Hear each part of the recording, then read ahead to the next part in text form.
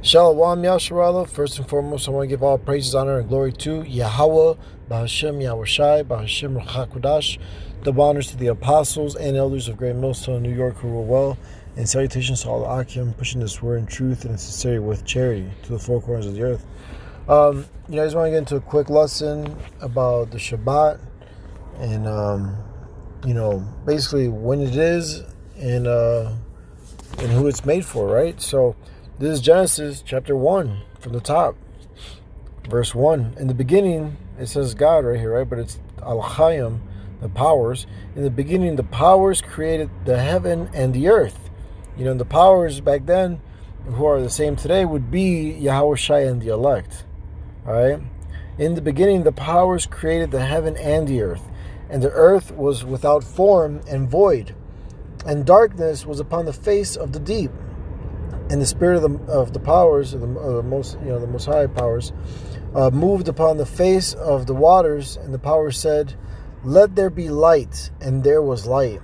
And the powers saw the light, that it was good. And the powers divided the light from the darkness.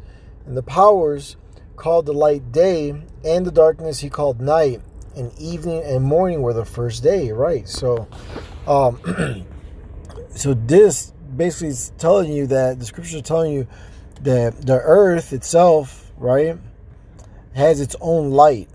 So you see, this is Genesis chapter 1. I'm going to jump down to verse 14. And the power said, "Let there be lights in the firmament," right, the heavens above, "of the heaven to divide the day from the night, and let them be for signs and for seasons and for days and years."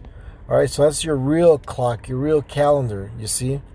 "And let them be for lights in the firmament of the heaven to give light upon the earth," and it was so. And the powers made two great lights.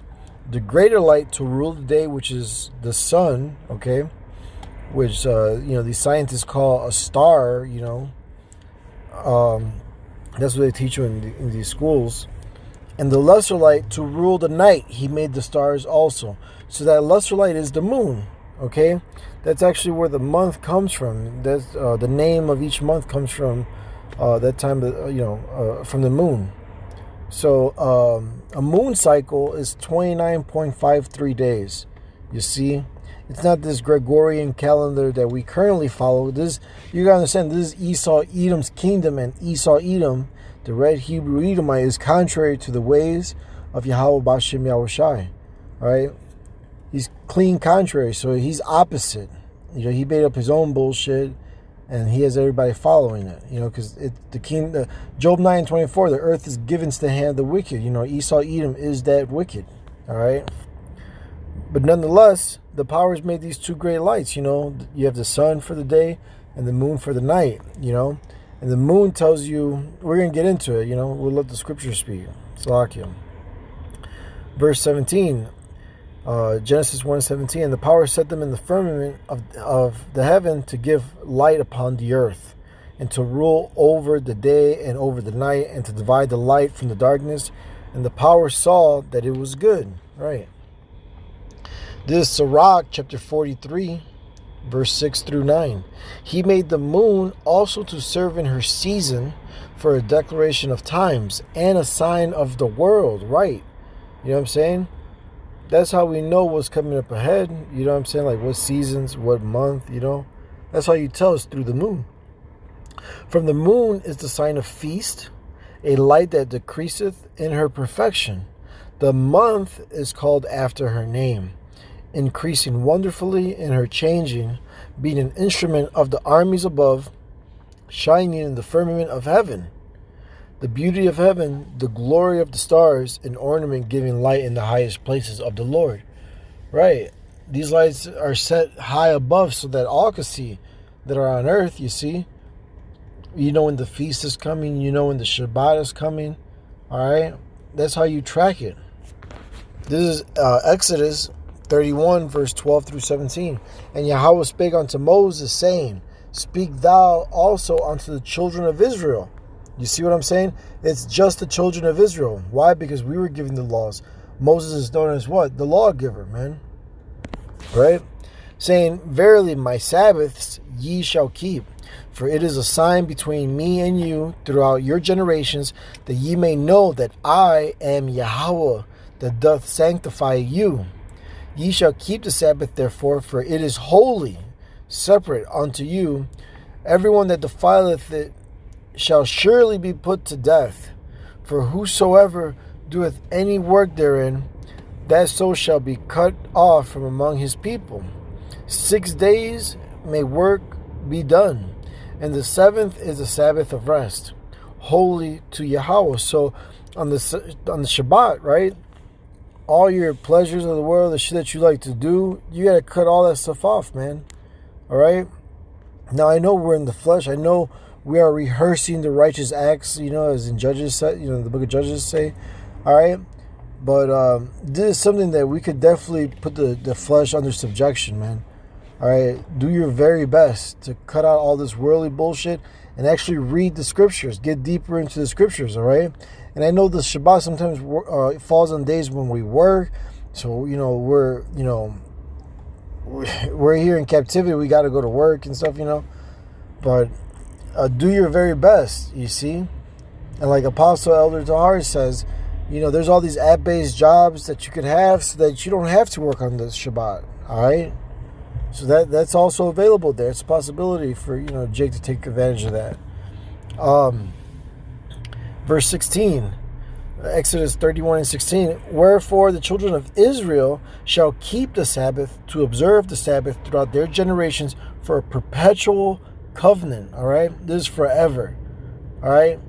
It is a sign between me and the children of Israel, no other nation, no other family, all right? The heathens have no part in this. It is a sign between me and the children of Israel forever. For in 6 days Yahweh made heaven and earth, and on the seventh day he rested and was refreshed. Right. This is Exodus 20, verse 8 through 11. Remember the Sabbath day to keep it holy. You got to keep it separate. That's what holy means. All right. 6 days shalt thou labor and do all thy work. So if you could do something today, you get it done, do it, man. All right, don't put it off, man. It's going to put you behind. It's going to slow you down. It's going to fuck up everything else. You see? Whatever you could do today, you get it done today, man. The Lord's giving you this opportunity, you see? Because on the Sabbath, you keep it holy, man. Keep it separate. Don't do your own pleasures. Don't do your errands or whatever you got to do. I mean, I'm not saying don't be over-righteous either, but do your best to keep the Sabbath, you see? Read the scriptures. Put time... all the other stuff, put it to the side and just get into the scriptures, man. Or go fellowship with Akim, with brothers. All right? Do something spiritual on the Sabbath. Verse 9 again. 6 days shalt thou labor and do all thy work, but the seventh day is the Sabbath of the Lord, thy power. In it thou shalt not do any work, thou, nor thy son, nor thy daughter, thy manservant, nor thy maidservant, nor thy cattle, nor thy stranger that is within thy gates. For in 6 days Yahweh made heaven and earth, the sea, and all that in them is, Salakia, and rested the seventh day. Wherefore Yahweh blessed the Sabbath day and hallowed it. Right. So you gotta, rule your house well. All right. And I know we're in captivity, so sometimes your wife, your rib, whatnot, might have to go to work. Your children might have to attend these slave camp schools.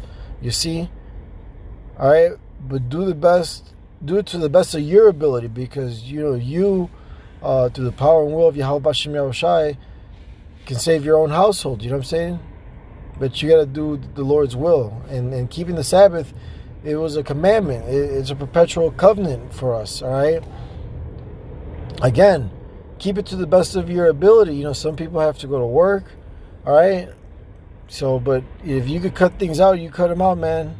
All right? Put this flesh in subjection. This flesh is weak as hell, and we're almost out of here, you see? So, with that, I hope this lesson was edifying. Again, I want to give all praises, honor, and glory to Yahweh, Bahashem, Yahweh Shai, Bahashem Chakwadash. Double honors to the apostles and elders of Great Millstone, New York, who rule well. And salutations to all the Akim pushing this word in truth and in sincerity with charity to the four corners of the earth. Shalom, wa abad babal.